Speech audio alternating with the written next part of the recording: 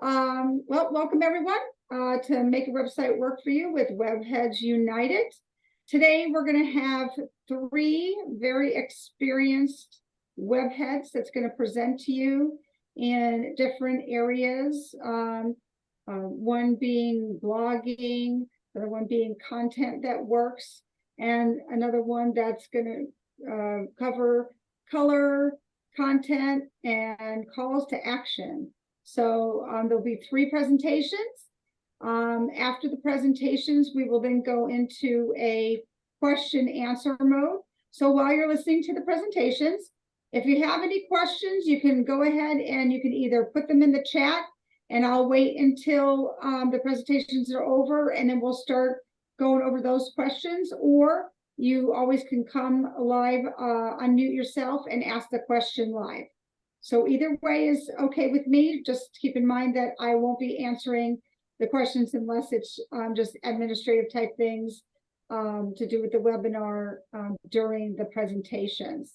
Also, I'll be placing things in the chat, information for you to survey, to our next event, things like that, if you want to pay attention to the chat. I suggest taking notes. There's going to be a lot of great information. I'm going to start out by introducing myself. My name is P.S. Civiletti of Centium Associates. I do websites, marketing, branding, consulting, all around the digital online presence. And why don't we go ahead and move to Josh? Why don't you go ahead and introduce yourself? Hey, everybody. Thanks for joining us tonight. My name is Joshua Lamothe. I'm the owner of Grassroots Consulting.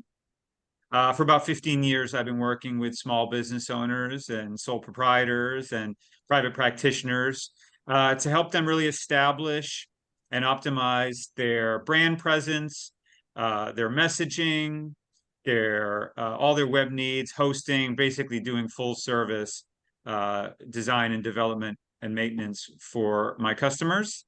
And I'm really happy to be sharing some of my insights that I've learned over the years with you all today. Awesome. Thanks, Josh. Robert, why don't you go ahead? My name is Robert Coxe. I have a Silphium Design.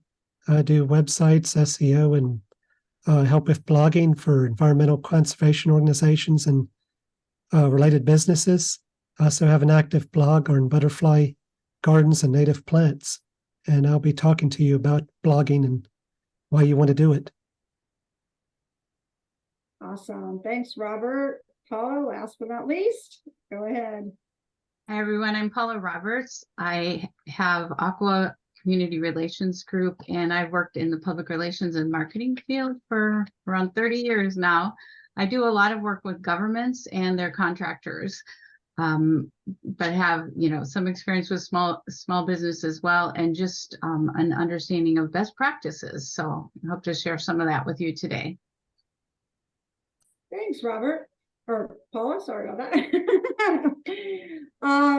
So I can just go tell you a little bit about Webheads United. Webheads United is a group of independent business owners, and we came together to collaborate and to educate and service individuals and companies in the area of digital marketing, which includes, websites and SEO and even print marketing, but in an online ads, things like that. So there's a group of about 12 of us that come together to do this consistently. Always check out our Alignable page, or even we're on Eventbrite as well. We always have events, usually at least 2 to 3 a month. So we welcome you to come back to the different types of events that we do have. So we're going to go ahead and get started on our presentations. And we're going to start out with Josh. Go ahead, Josh, and start out with your presentation. Okay, give me 1 second. I just opened up the wrong presentation, I just realized. So I'm going to pivot and give you guys the right one. Okay, sorry about that. 1 sec. And if you're not muted, please mute your channel so that we don't have any background noise. Okay, Can you all see my screen there? Yep, it's good. Okay. Well, thank you again. Once again, my name is Joshua Lamothe, and I'm the owner of Grassroots Branding and Web Design, and primarily working with small business owners and entrepreneurs to basically help them to connect with their ideal audience. That is my number one mission, is to not only give people who are out there stepping into entrepreneurship or maybe stepping away from a larger organization and doing some private practice kind of stuff, consultant or a healthcare provider, those kind of things, to establish, their brand presence. But really, my biggest goal is to help them transition into working for themselves and living a life that's independent. That's really my passion. So, like I said, for about 15 years, I've been helping people to create their brand presence so that they can connect, most importantly, with their ideal audience. So I'm going to talk a little bit about things or elements or aspects regarding your web presence that can help you better connect in order to have better leads or customers or an audience or whatever it is you're using your website for. So firstly, I'll say most of us probably are some kind of a service provider. We in some way help a business, an organization, an individual, or even a family in some way. And if you're independent, like I assume most of us are, you're very unique. You've created your own business, most likely out of some kind of life experience or education or a hobby or a passion. And you've probably developed some kind of unique way of doing things. So a unique approach to what you do. Therefore, offering unique solutions. You might have a certain process that you help people through. You might have different programming or tools, systems, resources, things that you offer that are your unique way of getting things done. And hopefully, you get results. Whatever it is that you is your claim to fame, you actually get results for your clients.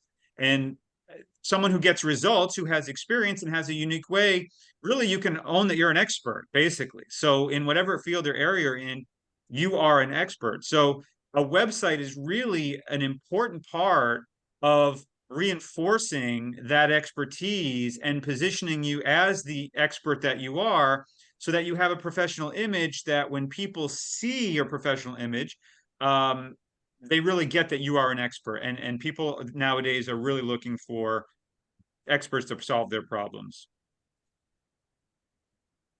So that's why I think your website actually matters, and it matters a lot. If you don't have a website, or you have a website that is inadequate, it can really make the difference between someone choosing to work with you and someone choosing to work with maybe a competitor, or just continue to struggle with whatever problem they are. So no matter what you're doing for any kind of marketing effort, whether you're doing some kind of organic search result oriented, or if you're doing paid advertising, any kind of word of mouth or referrals, either through your existing client base or professional networking that you do, it's very likely that all roads are going to lead to your website in some form or fashion.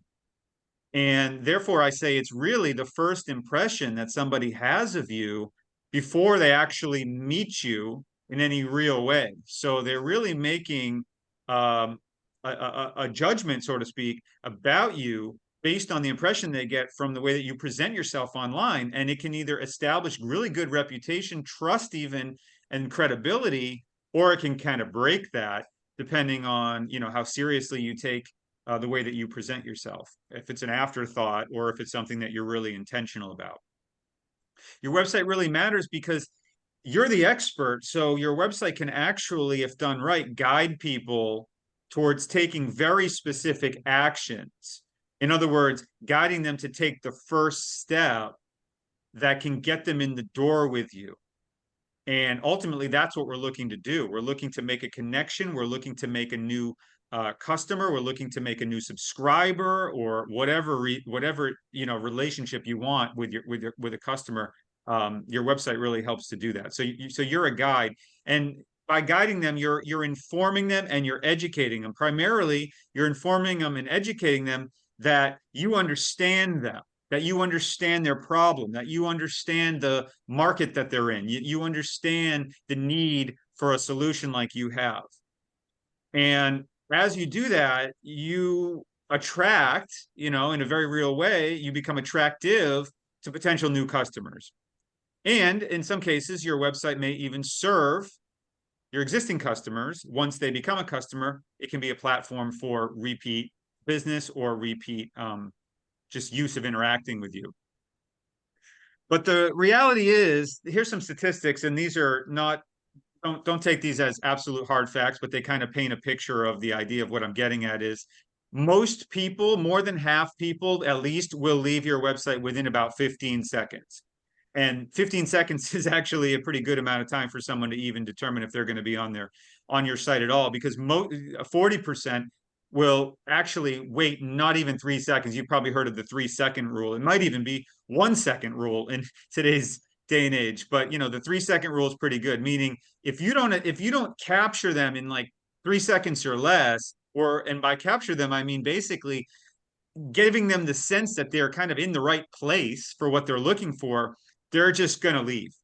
That's just a reality. And the data reinforces that, right?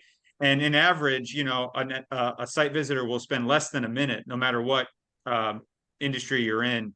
So people are very quickly making decisions if they're going to bail on you, or if they're going to read a little bit and then bail on you, or if they're going to read a little more or maybe take an action. So in order to get people towards that action, we need to make sure that we're taking some pretty intentional actions ourselves to sort of tip the scales a little bit to get them to understand that you're the one that they should be paying attention to. So what really needs to happen is that you need to kind of instantly draw people in.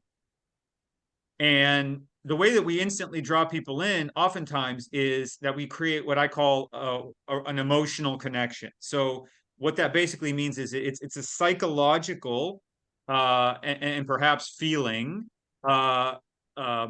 instant sort of understanding of who you are and what you do, or that you're sort of in the ballpark, and hopefully eliciting a positive reaction from them, giving them the sense that you've come to the right place. And I always use an analogy, like if there's a new store that opens up in town and you have no idea really what it is, and you pop in, if you don't get the sense right away, like, okay, this is a woman's clothing store, I can clearly see that, or this is a toy store, this is a department store, and there's the sort of departments, you're probably going to walk right out the door. And if you get the sense that it's really not for you at all, you're going to probably walk out the door. So much like a physical location, you sort of have to give people that feeling of, I'm in the right place, I can maybe find what I'm looking for here. We need to do that as well. So some of the branding elements that I work on and emphasize on in a holistic way, meaning all the different parts working together so that the whole becomes more effective. I'll just list a few of them here. You can see, your logo is very critical for being memorable or being seen. If you're doing a lot of maybe social media publishing and people see your logo often, they start making brand associations. Colors, all of this stuff coming from probably your logo. Fonts you use, the colors you use being consistent across the board, that they work in harmony with each other, that they don't give people the sense of something's wrong here. Our brains are very sensitive to things like this. The kinds of imagery you're using, especially right away, and I'm talking about literally when you open a page, the use or non-use or the correct use of video, the written copy that you're using, or the messaging, meaning are you hitting them right away with something that gets them to say, yes, I'm in the right place, or yes, they understand me, or is it vague? And lastly, and maybe more importantly of all, is those calls to action. Like I said, you're guiding them towards specific actions. So you want to make sure what you're guiding them towards and where you're guiding them and why you're guiding them there is very clear. So there are two kinds of websites from this perspective in my mind. There's a website that resonates, and there's a website that repels. Very clear. Draws them in, kicks them out, right? And so you can kind of compare and contrast. And a lot of this is common sense, but I'll tell you, it's very overlooked. Analyze the next website you see, or analyze your own website from this perspective, and you'll see that most Most are falling in the repelling. But basically, like I said, you want to give them a good feeling. You want to make sure things are clear and easy to understand, easy to get around, find the information they're looking for. Speaks directly to your best clients. In other words, it's not all about you and your accomplishments and what makes you the best. It's really about them, your best clients, and making sure your messaging is speaking directly to them and guiding them to take action, not having them confused about where to go or too many actions to take. And, you know, contrasting that, yeah, we've all seen cluttered websites that just have everything thrown at it all at once that you can't even get a sense of what's what, you know. Same thing with disorganized. It just doesn't make any logical sense, and your brain sort of says, forget this, I'm out of here. It's confusing. Maybe sites that are outdated. If you have a website that was built, you know, I don't know, maybe 5, 10 plus years ago, it may occur as sort of outdated immediately. That could be things not working, things are broken. Maybe you're getting security warnings. You probably went to a website that website's not secure. You're not even trying to go there.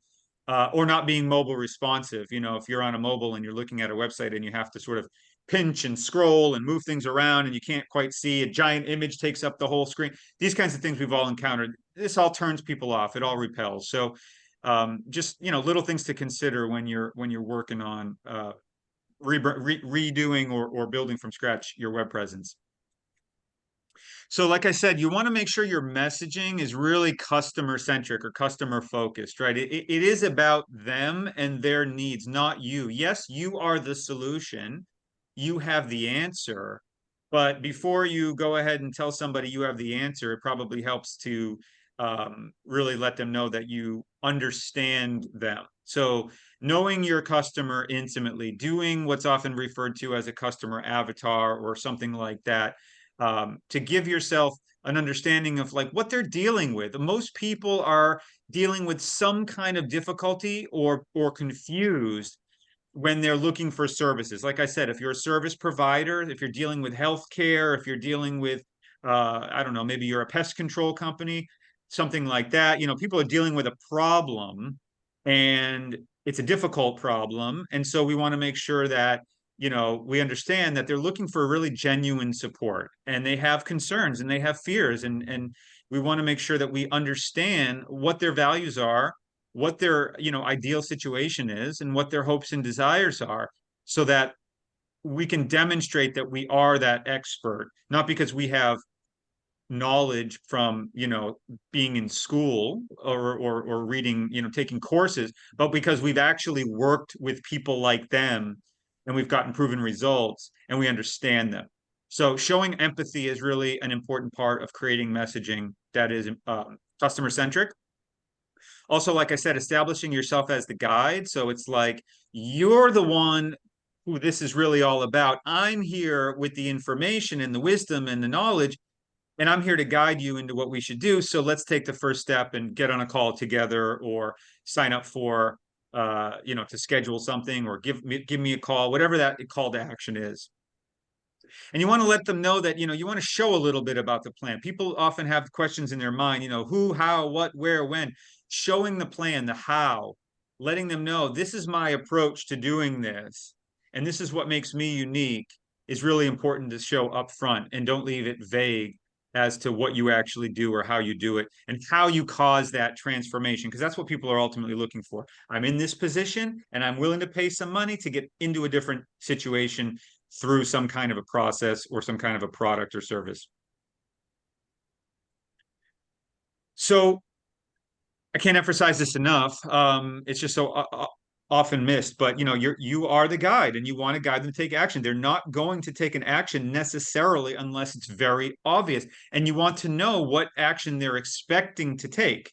If you're a restaurant and you want them to place an order, and that's your primary thing that you want them to do, placing an order or browsing the menu and placing an order needs to be primary. If you're a consultant and you want to have a consultation with somebody to assess their problems or their needs and see if you're a good fit, you probably want to get them scheduled for a one-on-one call. So knowing exactly what you need people to do, and that is also the best first step for them, is really important. So depending on what you're looking to do, some typical calls to action are, reading more. If you want them to read information, like Robert mentioned, he's got this blog. So reading and educating is a big part of what he does. So reading more is important. Signing up and registering for something, especially a phone call or something, a one-on-one is great. Downloading something, getting on the phone and picking up the phone and calling you, or scheduling. And you want to make sure that these things are really highly visible through the use of buttons, strong, bold text, and clearly written calls to action, and even images you can use for your calls to action. And I'm going to switch my sharing. I'm going to show you two quick examples of what I'm talking about. I'm going to show you examples from my own portfolio, just so, I can kind of put my money where my mouth is a little bit. Let me share my full screen, and then you'll see. Okay, you should see. This is my website. So, you don't have to like it, but I want to show you how there's a consistent use of colors throughout. These greens and this orange is my primary colors. I don't use a bunch of contrasting colors, and I don't use too many colors. Big, strong, bold headlines that sort of reflect your client's needs. Your website deserves a strong foundation. Well, it's true. You do need a strong foundation, and most of my clients recognize that they have a weak foundation. So reflecting their needs in a creative way right away can help draw people in. The use of imagery, large graphics that sort of are evocative. Nature is a big one. Abstract concepts is a big one. Video is a good one. These kinds of things will help draw you in, at least get you to pause for more than 3 seconds and do what we really want them to do, which is to scroll down. And as you scroll down, if you see big, bold headlines, not a lot of copy to read, small paragraphs, bullet points, things that are, fairly easy to digest, calls to action with buttons. These are kinds of things I'm talking about. So I'm not going to show you the site to have you critique it, but I just want to give you kind of an idea. And I'll show you just one more real quick. This is a client. I mentioned pest control earlier. I probably had it on the brain. This is my client as well, Highland Eco Pest Control. Your family's comfort is important. Keep them safe. So, they understand that most people, when they have a pest problem, it's really about protecting their family. So, leaning in that, showing imageries of a happy family, this kind of stuff can help to connect on an emotional level. And again, the use of color, they just so happen to have the same color scheme as me, but,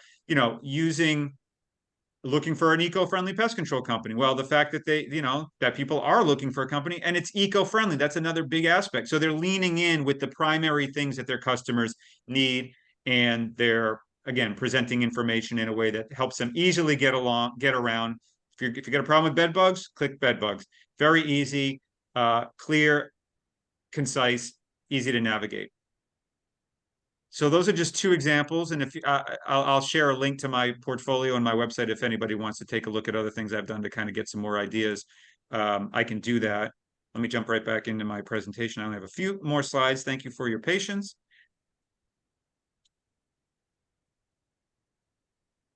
No, I don't have any free slides. That was the last one. So thank you so much.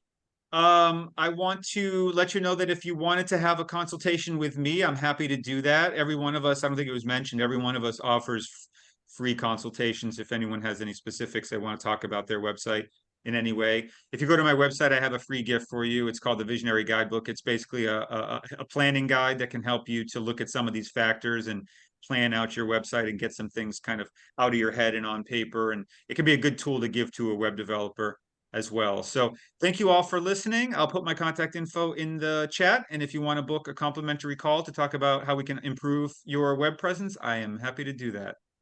Thank you.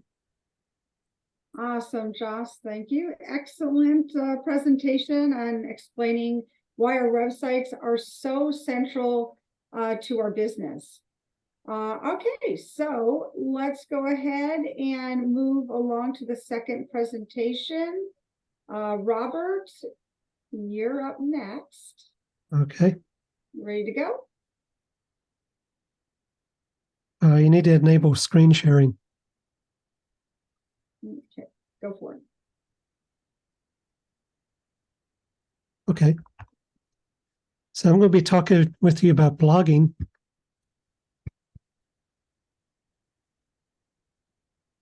And my name is Robert Coxe, and I have Silphium Design. So what is a blog?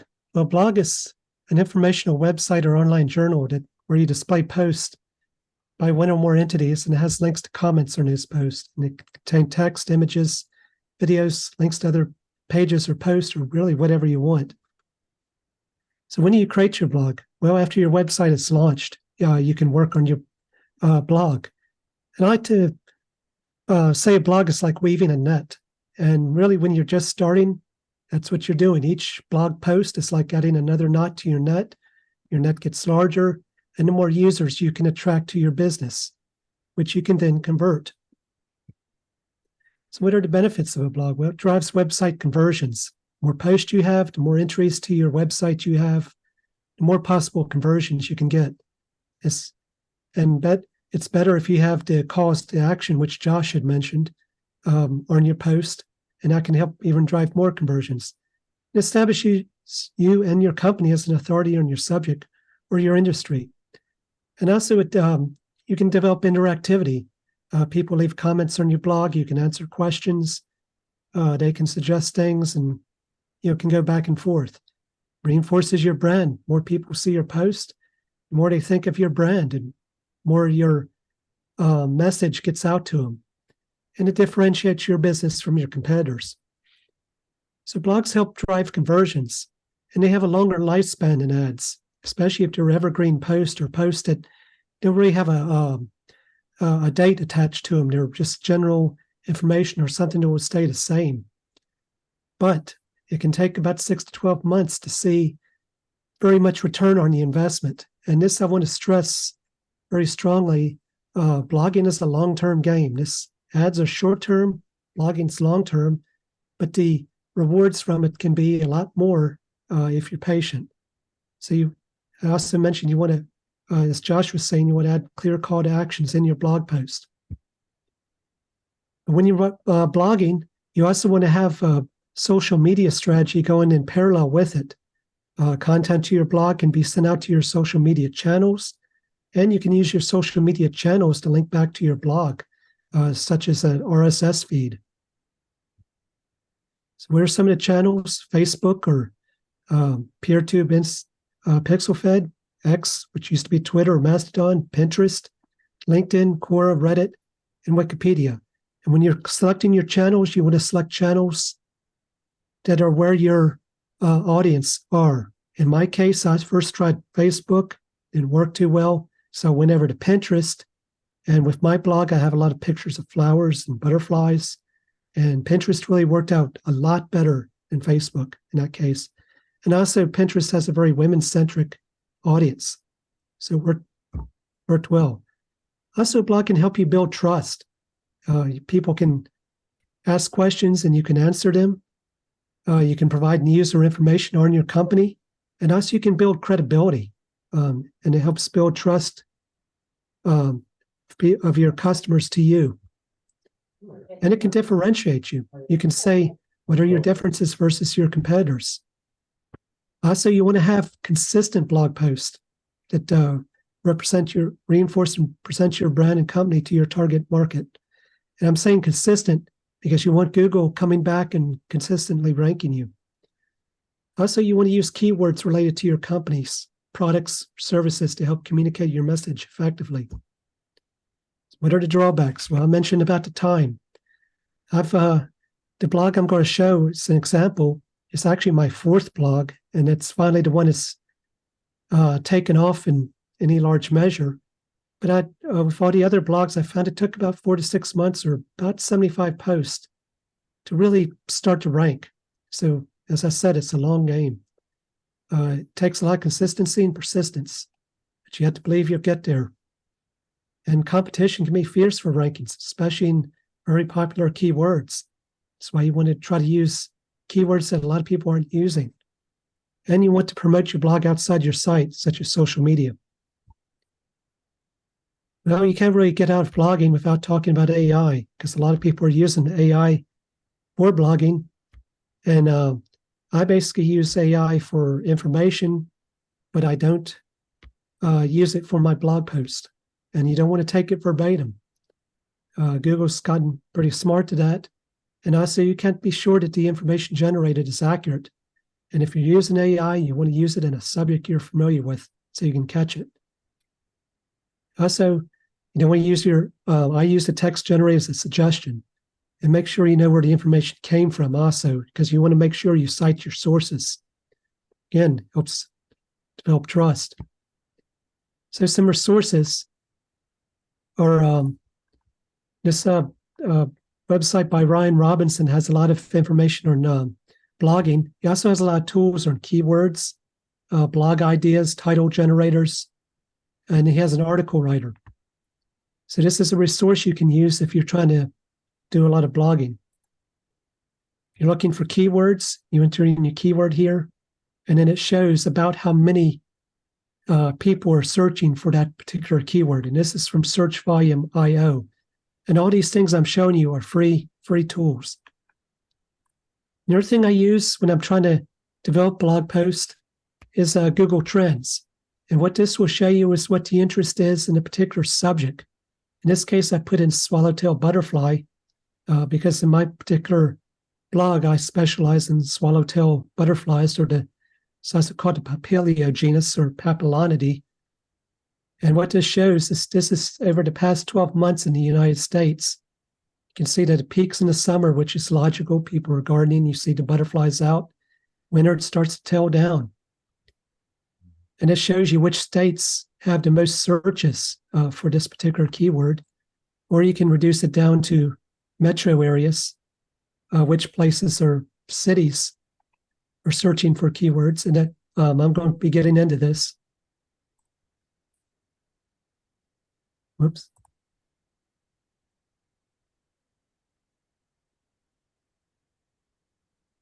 So another thing you can use is Answer Socrates. This is a tool to find keywords that are very low competition. This is another free tool, kind of similar to Answer the Public, except you don't have that little wheel thing. This is a little bit easier to see, or to actually see what the keywords are. But on swallowtail butterflies, these are some of the questions you can answer within your blog post to try to get low competition keywords.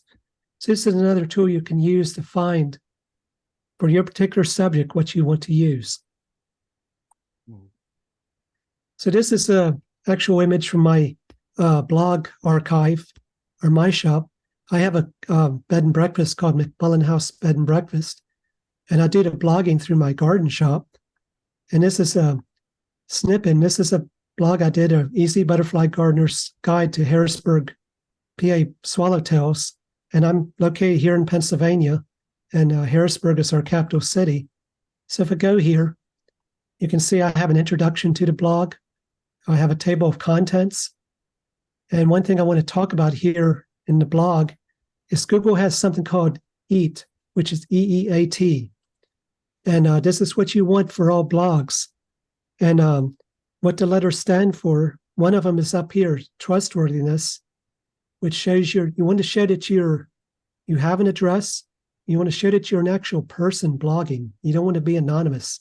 So this helps build trustworthiness to Google. And so you want to make sure you have that covered. You also want experience. It's one of the E's. You want expertise. I was used to be a state ecologist for Delaware. I was also an ecologist in Pennsylvania, and my training was in plant systematics. And you want to have authoritativeness. You want to show that you know your subject. So here, the table of contents gives an easy way for people to find the information that they want. But here I start out with where Harrisburg is. It's here in basically the east central part of Pennsylvania. Show the plant hardiness zones, which are important for gardeners, figuring out what plants they want. Have information about the various swallowtails that are in or known to be in Harrisburg. Have information about the actual butterfly. And then I have plants that you can select which would attract this particular butterfly to your garden. And then going down, I'll go to the next post. This is one to Columbus, Ohio swallowtails. And again, I have where Columbus is in Ohio. At the plant hardiness zones. This one I did something a little different down towards the bottom. And all of them have frequently asked questions, but I also have a quiz in this one where you can test your knowledge of what was in the post to see how well you're grasping the information. And then at the bottom, I have books that you can, or affiliate links. You always want to have an affiliate disclosure where you can get books related to butterflies in Columbus, Ohio.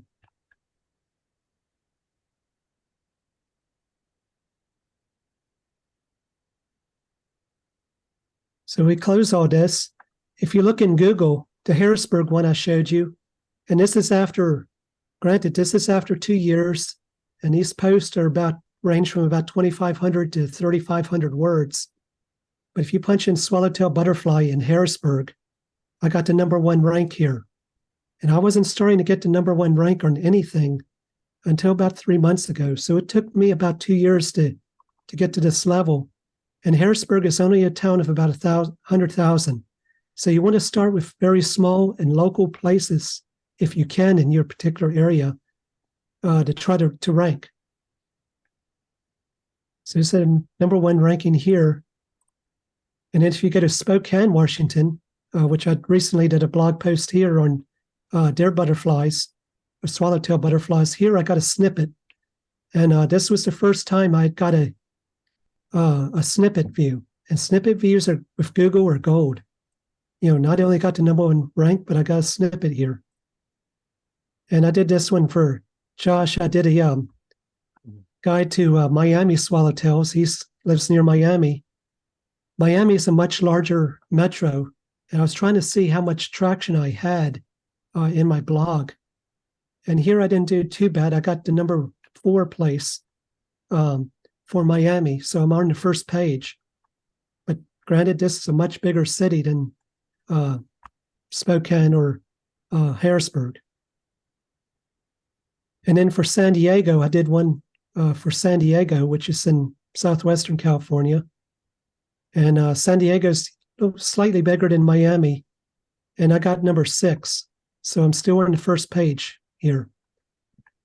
But granted, this takes a lot of time, and it took me 2 years to get any traction with these.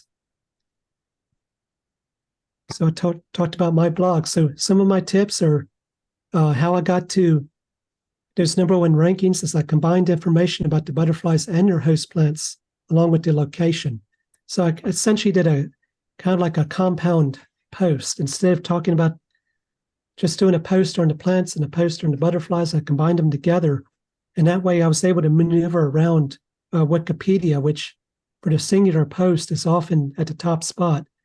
And they're very hard to dislodge from the top spot because they have so much authority, you just can't get around them. And when you use Google Trends to find topics that are gaining an interest, where and when. And I talked about EAT, the experience, the expertise, the authoritativeness, and the trustworthiness.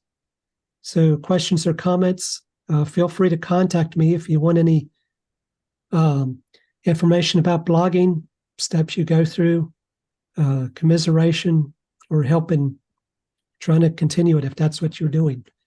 Because it can be a very long process, but once you get there, it's very rewarding.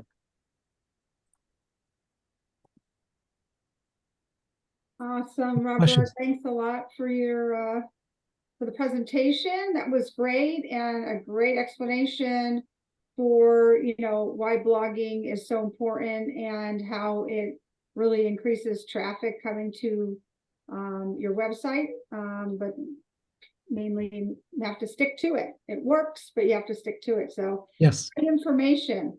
All right. Persistence is key. That's right. Persistence is key with most things, isn't it? All right, great. So we're going to go ahead and move along to our last presentation with Paula. Paula, do you want to go ahead and start your presentation?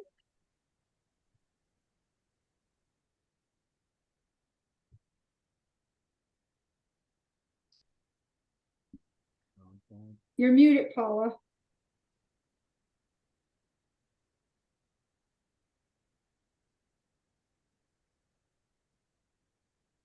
All right.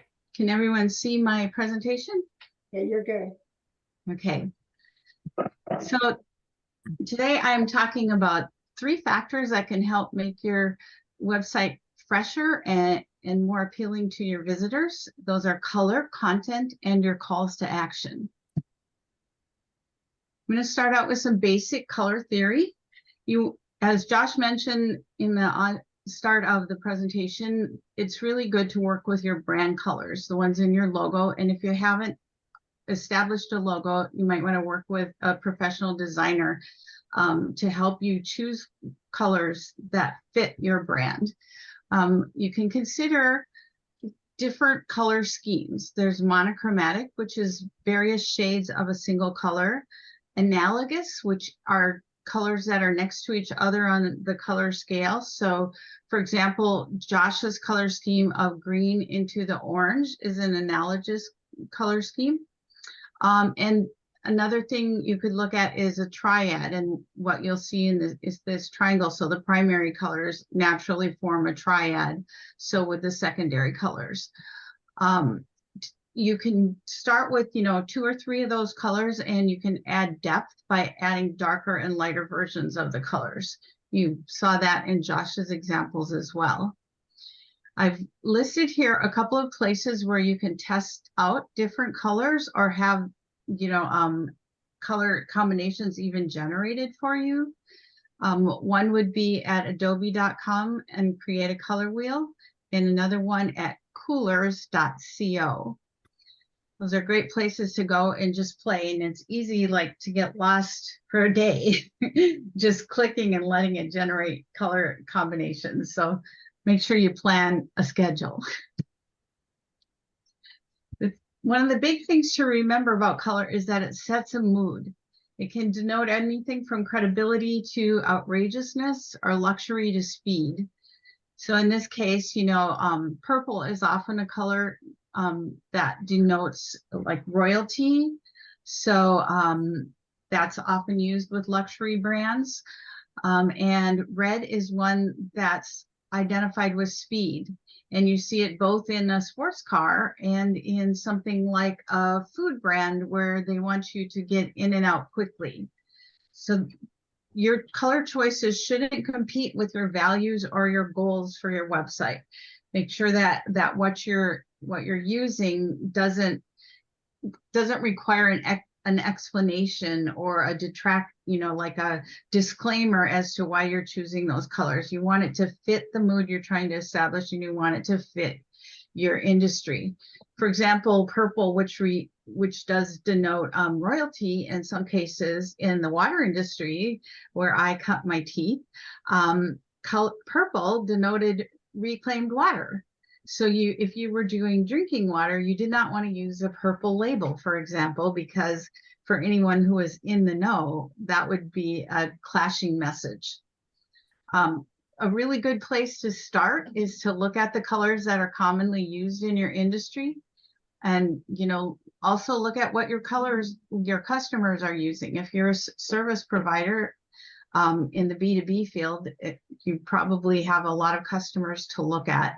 You can also look at your competitors and see what you like and don't like, how they use it, whether it's effective or is kind of questionable.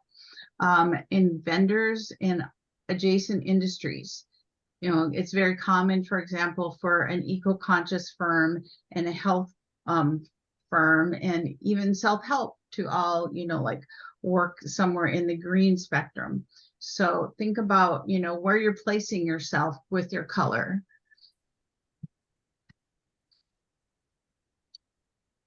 And another thing to think about is using the rule of 3. We're trained to look for balance between white space or negative space. So anything that's like the solid color background or a space provided to let things breathe is considered a white space. For us, black is the headlines or the illustrations, like your call to action buttons, those color elements that are kind of a solid, but not just your standard text. And that standard text is considered gray. And one thing you don't want is a page that's mostly gray. try not to fill up your pages because we want to rest our eyes and we want to know what's most important. And that white space and the black space will help point those two things out. So I wanted to cover a couple of the trends in modern websites and what's popular, because one of the things Joshua mentioned was that after a few years, your website can start to look stale.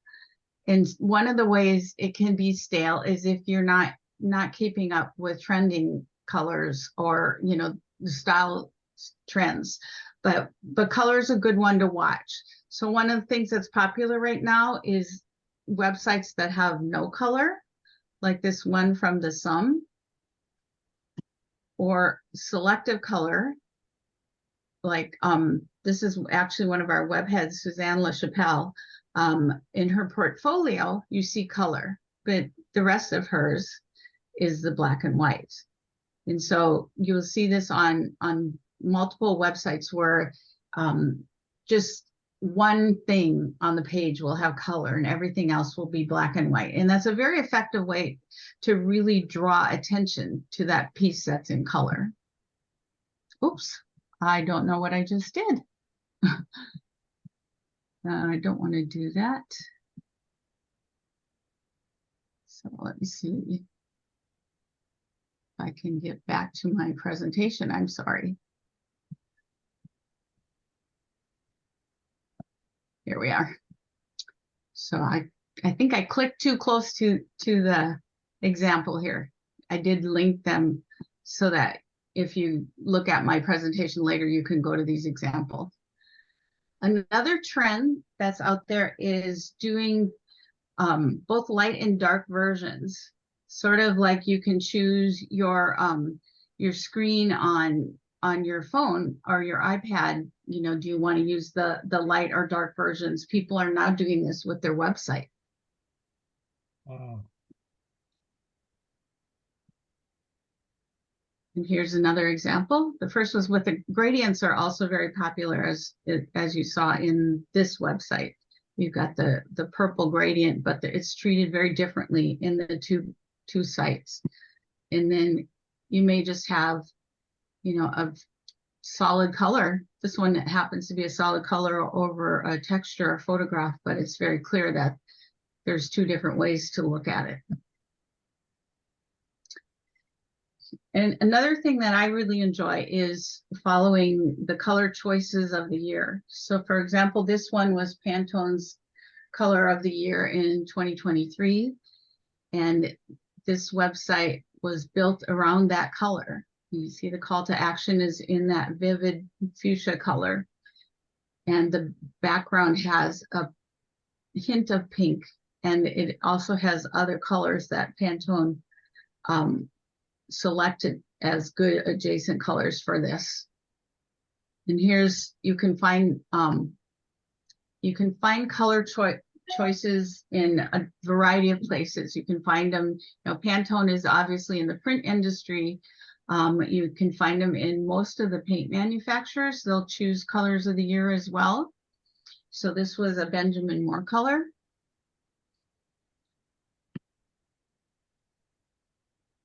Then another trend is look at, you know, the award-winning logos of the time, and you can get ideas of color trends from those. And so here are some of the trends. The first one is a vintage aesthetic. You know, makes you think of going back in time. In modern mid-century, those colors that were really popular in home design mid-century.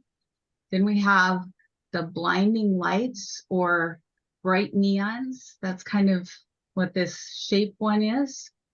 Earth colors in different palettes seem to trend quite often, but the way they're interpreted seems to change year to year.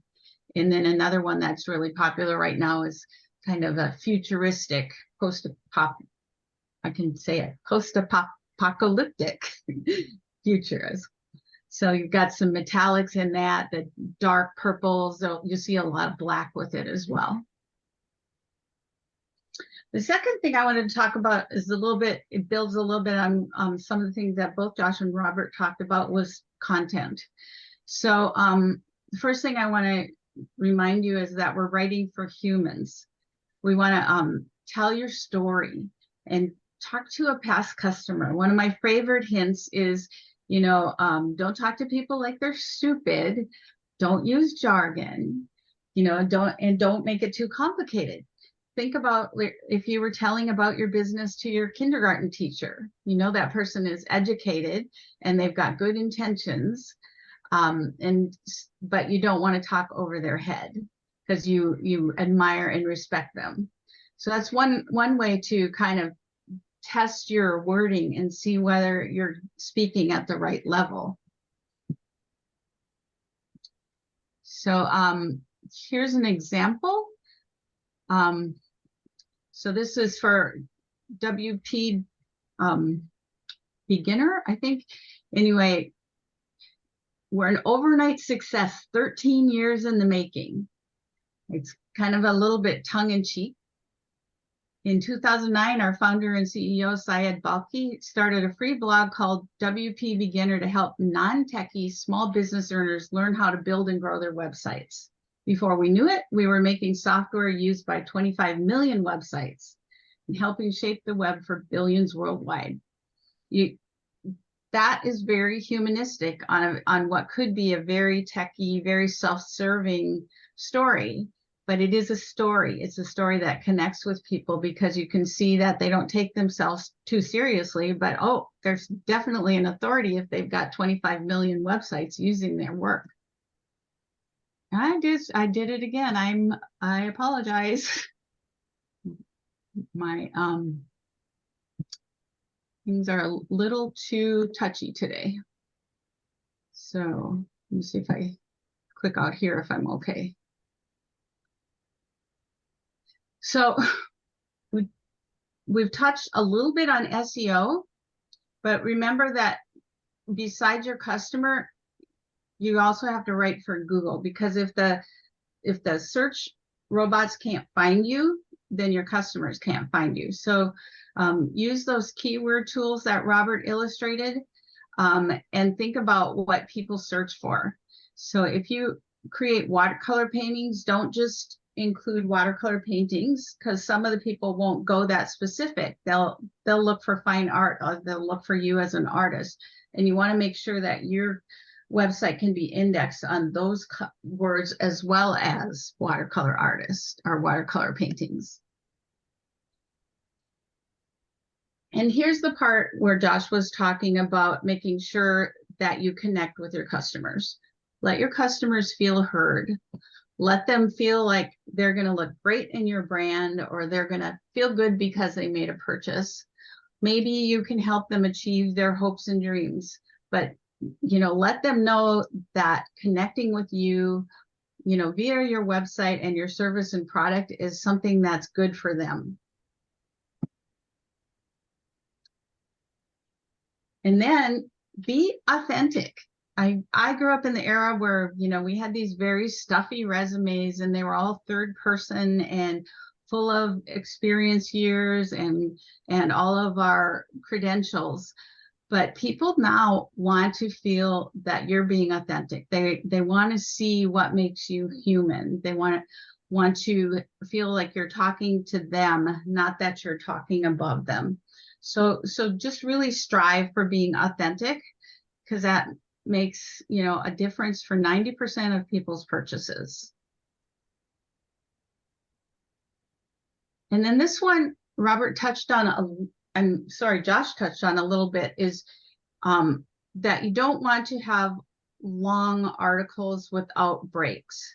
So people need to skim. They need to feel like they can get the main points in a couple of seconds even.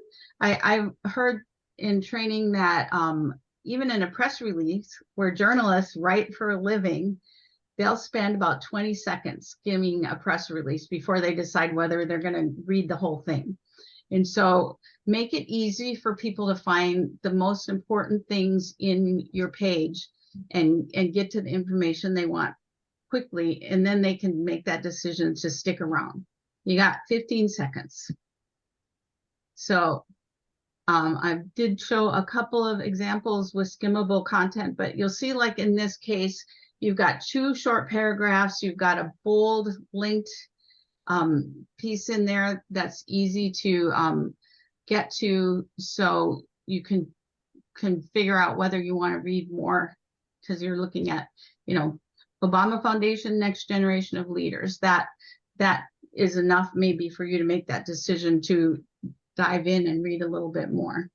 And you also have both a video and a very nice static image here.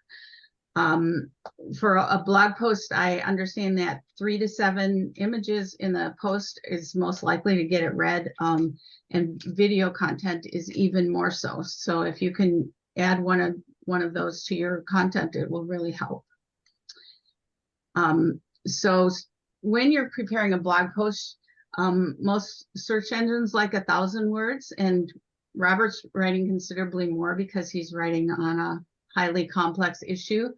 But if you're just doing it for general consumption, a lot of people only like about 300 words. So if you don't need to get a high ranking in a search engine or something, you just want to have a consistent presence writing a blog, you can do the 300 word copy. But whatever you do, just make your point and break up the articles with lots of, as Robert showed you, he had multiple sections, he had a table of contents, and he had links to the different pieces so that people don't feel overwhelmed by the length of what you have to share.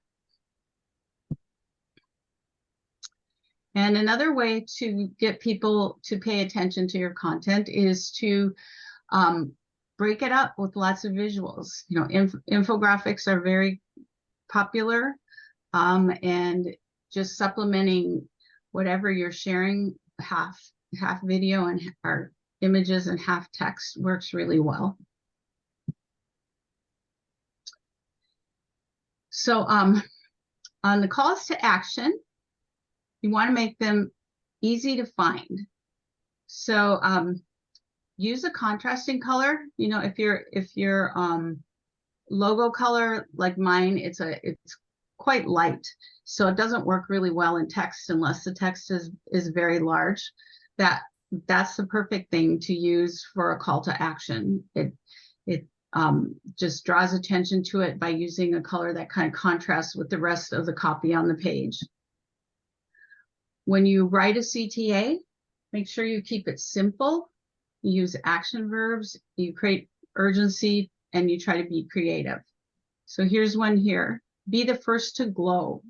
Join our list to get $20 off. So, those are all things that draw the person in and say, hey, this is a good idea. And then the actual button is sign up and save. Those are all action. Be the first, sign up and save. And I went looking for some CTAs, Sure. and I have examples here. Save 50%, try 30 days free, see why hundreds switched, get weekly goodies. That was from a food art writer. Sign up for your escape. That might be Airbnb. Get started for free, give us a try. And in this case is get the bundle. And as I introduced myself in the beginning of the session, I'm Paula Roberts with Aqua Community Relations, and our contact information is shared in the chat. I appreciate the chance to talk to you, and I'm always happy to help if anyone wants to reach out for me. Awesome, Paula. Thank you. Great presentation. One of my favorites because I love color. And I could spend days. Exactly. Those tools are just. I know. You play with the color wheel is so much fun. You all have to go try a color wheel and start playing with it because it's so much fun. Awesome. All right, so we're going to be moving into our Q&A portion of the webinar.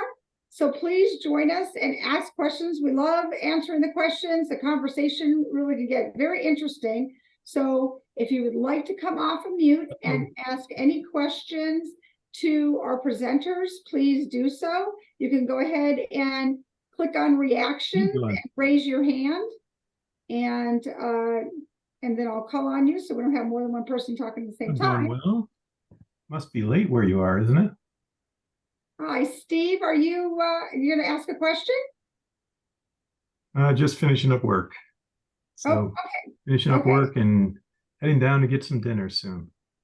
Okay, awesome. Is there anybody want to go ahead and ask the question? That would be very nice. I didn't expect to hear from you. And mute yourself if you're not talking. All right.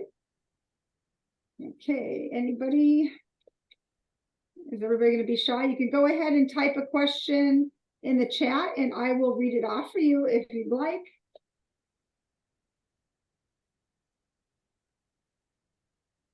Come on, ask some questions. All right, so we're not going to get any questions. I guess we're going to have to go ahead and start a conversation. So, Josh, why don't you maybe tell us maybe either a good story or maybe something that you experienced with one of your clients where, you know, they said, okay, I got the content taken care of.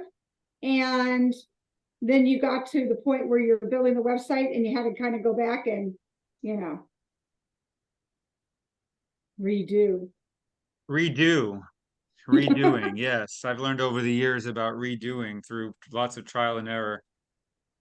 You know, I believe, and we as webheads believe in a done with you model. Let me say that. So any approach to a web project, I think, is best done in collaboration with an expert, right? So what that means is you're bringing your expertise to the table and they're bringing their expertise to the table. And when you put it together, ideally, you're going to come up with the best solution. So I would say, you know, the biggest thing is to have a plan, number one, when you are starting out, a plan that you understand and a plan that your web developer can clearly understand. If you don't have a plan and you leave it up to them to just do what they want to do, or they leave it up to you to just provide them with whatever, it's oftentimes a bit of a recipe for disaster. Someone's going to be either disappointed or the site's not going to be as effective as it could be. So, you know, I don't know if I can give a specific example, only because in recent years, I've become very, very good at collaborating with my clients and making sure that nothing is submitted to me without a strategy behind it, or behind some intentionality for everything that we're going to do. But my general advice is really just to, you know, to map out, you know, what is primary content that you need to have? What is primary information that you need to communicate? What is it that is those, you know, the clearest way that you can express your expertise, yourself as someone with empathy and understanding for the client, your process, your way of doing things, and those call to actions in a very, very clear way. Do that exercise to get yourself really clear. And then, like I said, making sure you're working with a professional who understands not just, yeah, I'll take your content and I'll just throw it up there. There's plenty of people like that you can find, to, you know, but someone who can take what you have, enhance it, organize it, optimize it, put it through some kind of a system or process that's proven, that's going to attract visitors, not just attract visitors, but once they're there, attract them into taking those actions. And you know, when you do that, you're going to be much more successful overall, and you'll have less. You'll be reducing the fact that you have to go back to the drawing board and do things over again. Awesome, thanks, Josh. So we have some questions are now starting to come in. So we just needed to start here. So Jade, hopefully I pronounced that right. I have a question about SaaS marketing. What's your take? So who would like to take that?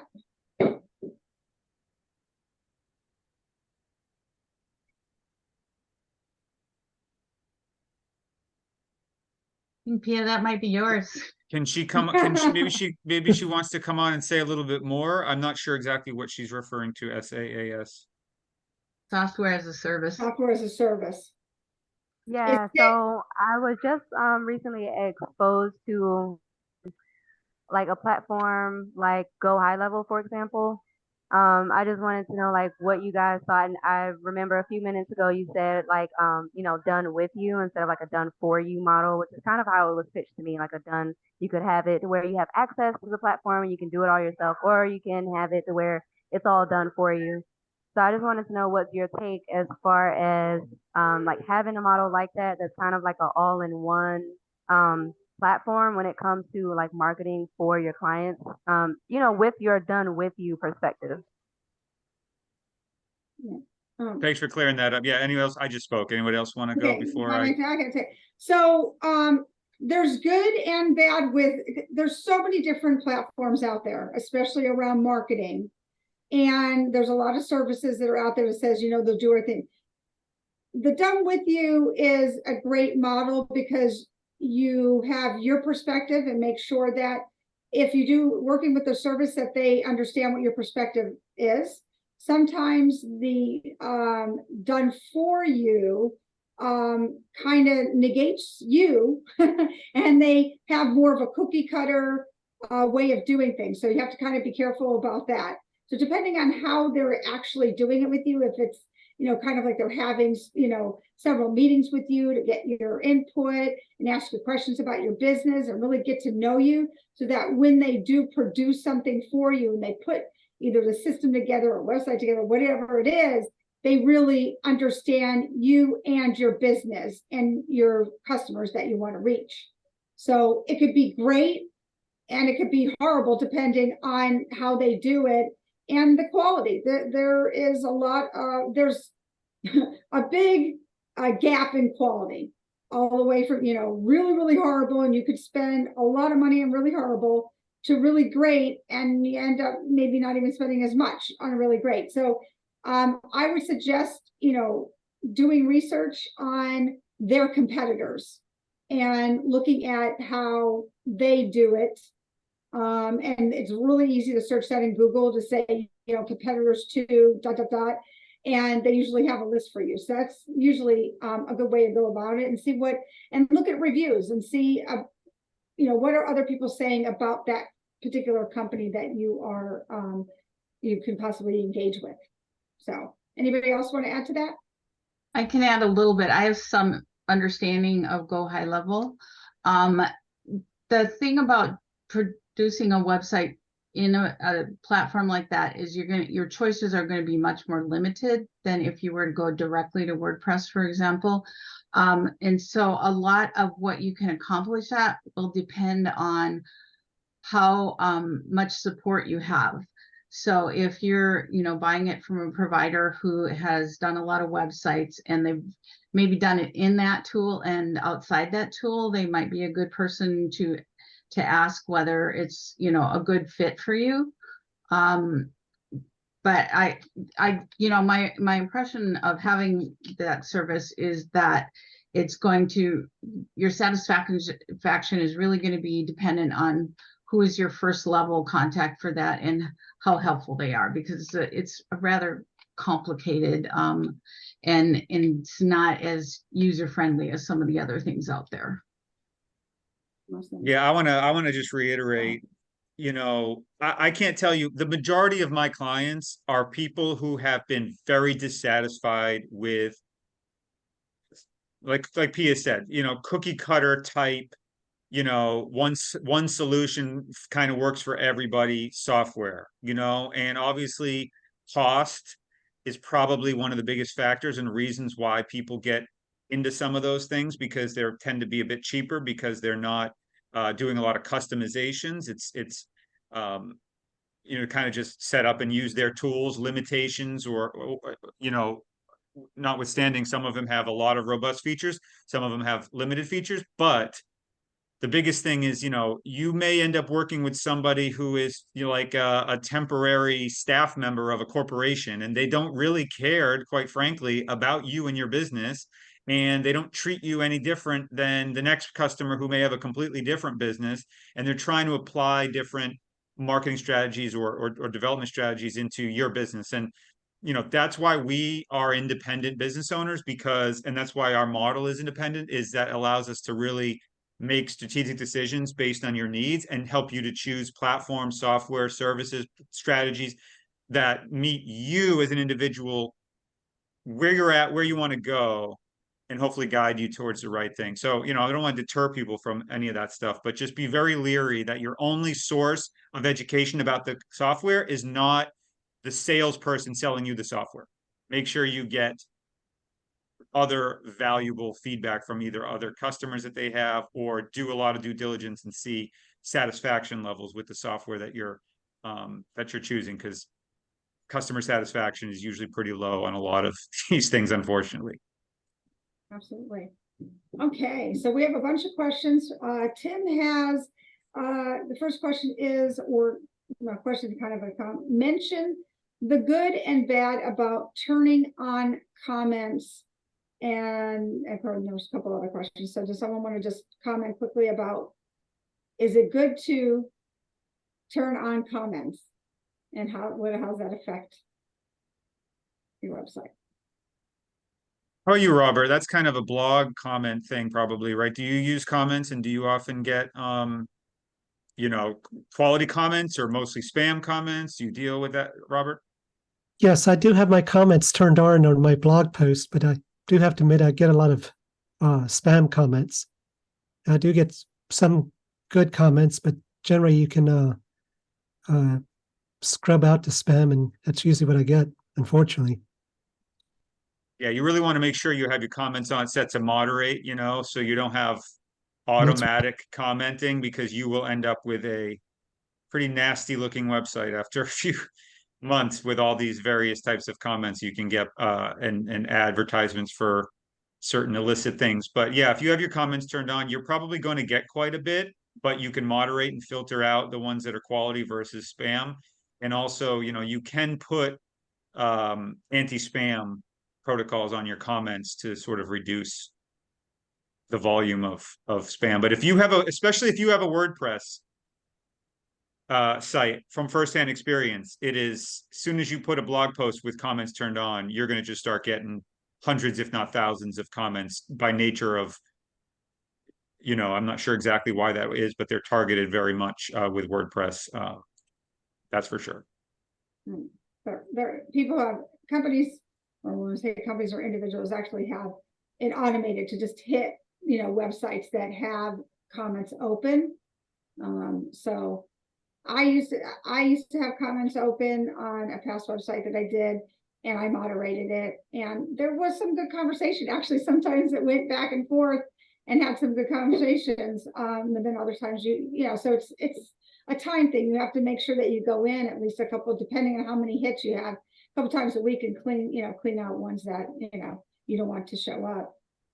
So moving on to this, another part is talk about exposing email addresses to harvesting by spammers. Does anybody want to? I'm not sure about that one. That generally, if you're really concerned about that, that's why you put in the contact form and don't share your email address unless if you really want to share it but not have it available to be picked up just by somebody scanning your site without actually visiting it. You could show it as an image instead, rather than a clickable text link.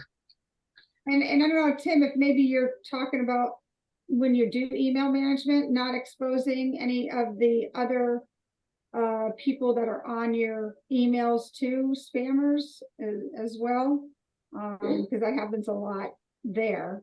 And of course, with security, this obviously is important to have on your website, so that isn't.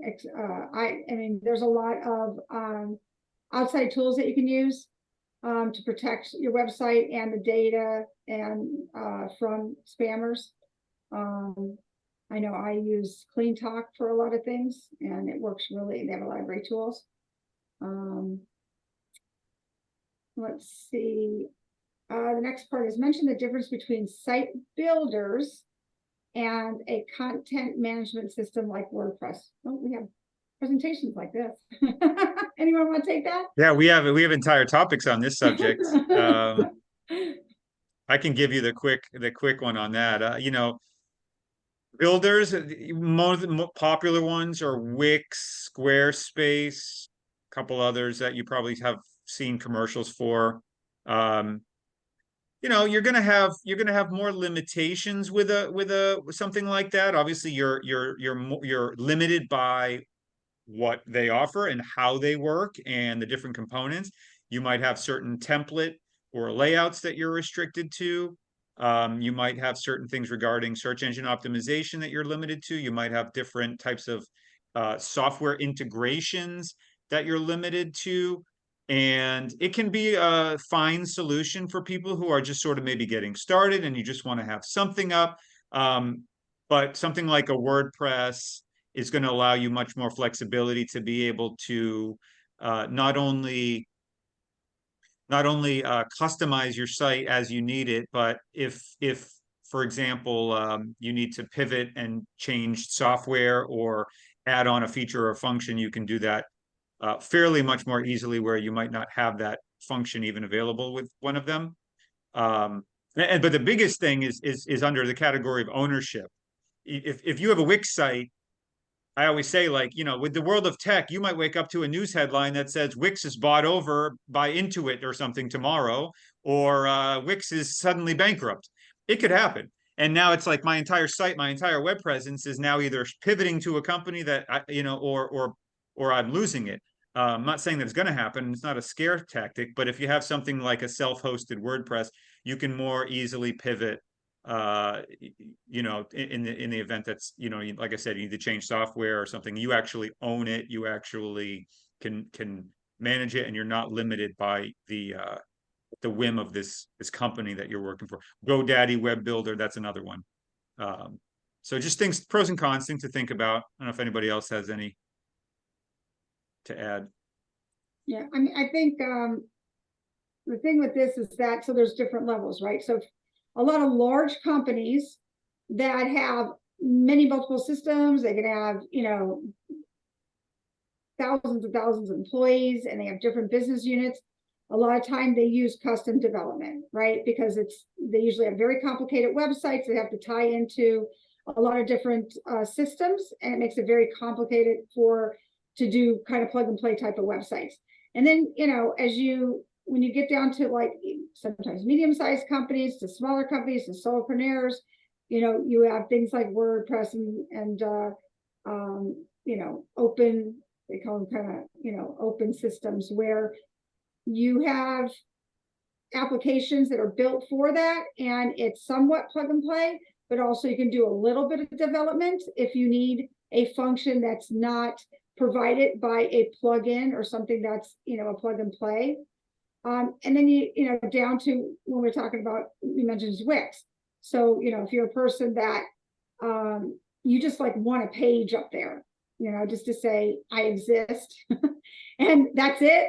You're not necessarily caring that much if people like find it. It may be a page where you just put your information up there and say, hey, hi, I'm so-and-so. Those are usually, you know, good uses of systems that are, you know, ready-made template. You don't have a lot of choices, things like that. You just want to put some information up there, and it's maybe a page or two or something. So there's that extreme, you know, kind of circumstances, and that's how you have to kind of look at, you know, what works best for you. Okay. And for me, it really boils down to the lack of choices, that, you know, that and the fact that you don't own your content. So, and sometimes when you sign up for those, you don't even own your own domain. So if you decide you want to do something differently later, you have to start with a new domain. So those are things to just be cautious about when you're setting up on a builder. It's a, you know, it's a valid entry point for a lot of people, but you know, just realize that rather than having it be like something you can build on later, it means you start over later. Yeah. Tim just mentioned that. Yeah, I'm sure that there's many larger companies that do use WordPress. Typically they do, and I'm saying they don't use WordPress, but they do have developers helping in the background to kind of do that.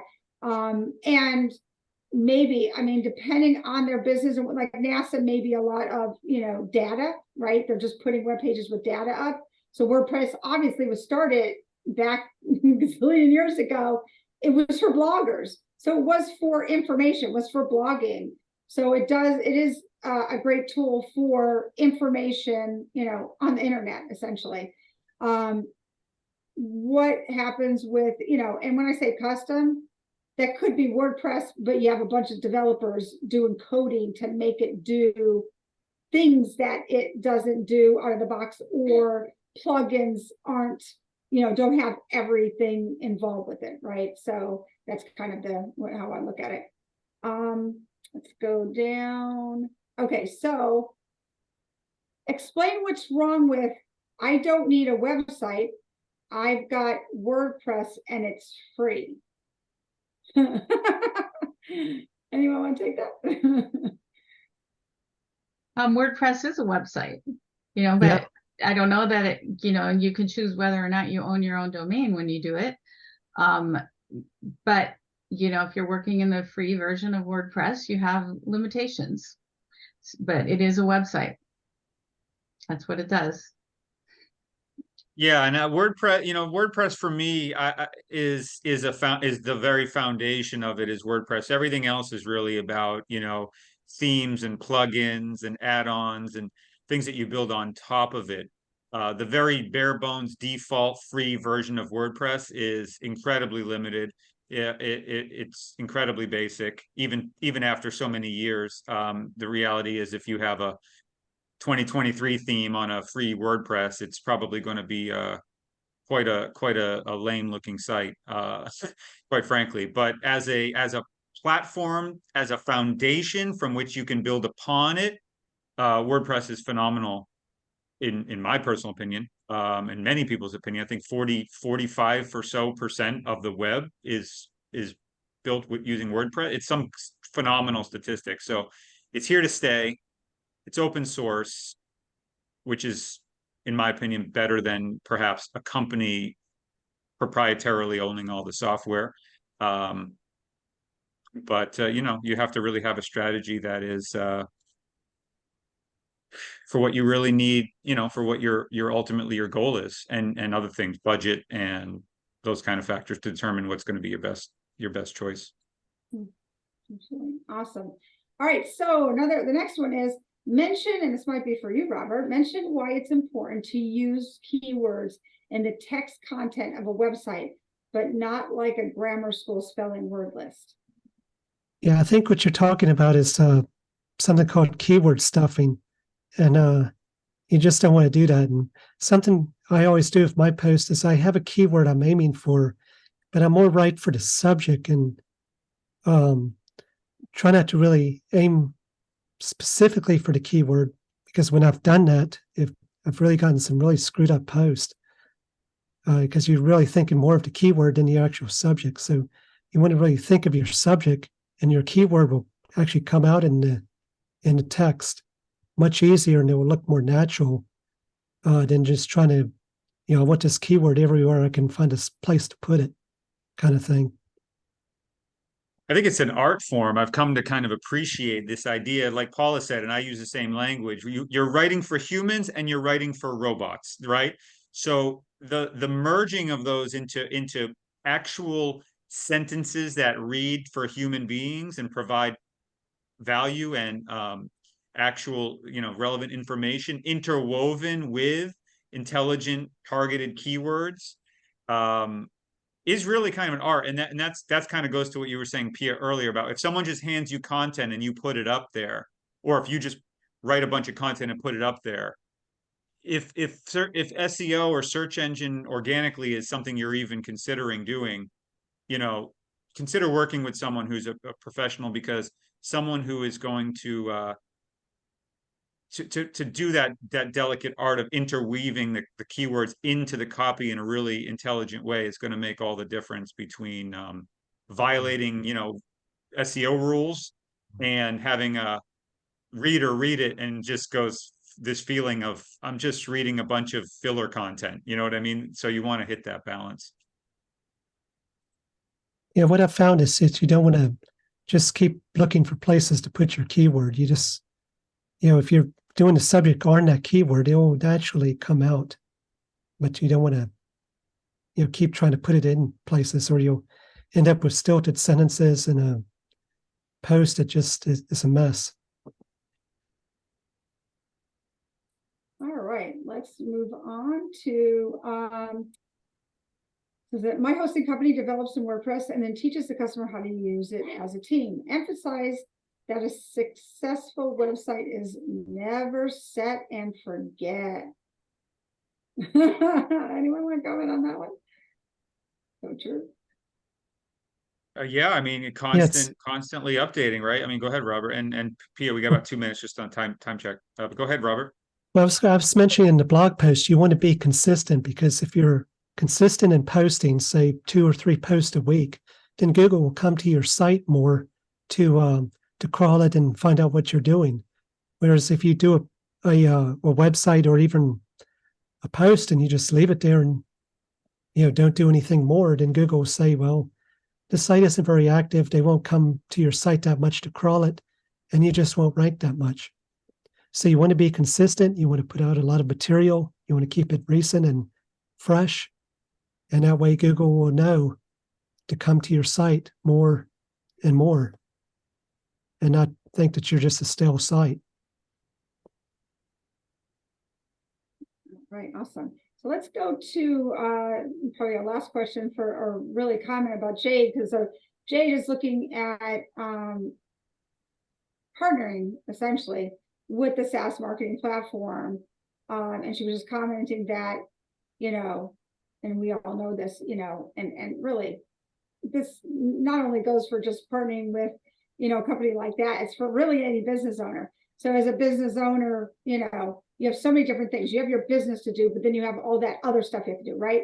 So if you sell insurance, but you still have a website and you still have to run that, and you still have to manage your leads, and you still have to do accounting, and you still have to do that, sometimes it is helpful to partner with other organizations that do X or help you do what you do. In your case, Jade, is help you kind of get out there more with what you do, right? With the graphics and things like that. So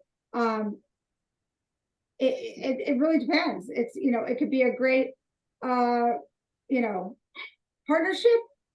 or not.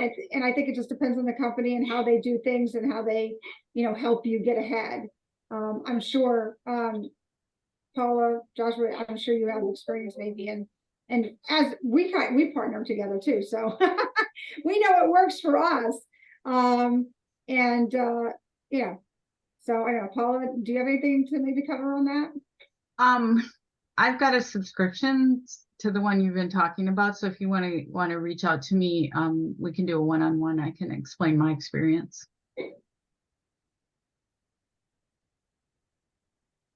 Probably the best way to do it. And in case any of you missed it, I think I saw a question about this. We are all here to help you with your unique situation. So we're not offering anything other than our time. If you would like to schedule a one-on-one with any one of us, we do offer that to discuss your specific needs and give you some guidance or some advice, or yes, possibly even build or rebuild your website. So Pia just put a link in the chat. You can see a list of us and our one click away from scheduling a call with us. We encourage each and every one of you to take advantage of that. That's what we're here for. That's the reason why we do all this. So absolutely. Yeah. I mean, all of us are very experienced. And check out their information. You can go up there, look at the websites, contact them. They're free consultations, so it doesn't cost you anything to talk to any of us. And you always learn something and get something out of the consultation. So I really urge you to contact our presenters. Okay, I think we're one over the time. So If you do have more questions, I suggest you set up a one-on-one with one or many of the web heads. And I hope you come back and join us for another event. We have our next week, we'll have a panel discussion, which is very interactive, and have a great rest of your night. And thank you for coming. Thanks, everyone. Thank you, everybody. Thank you. Great job, guys. Thank you. Thank you so much. Thanks for being here. Bye-bye.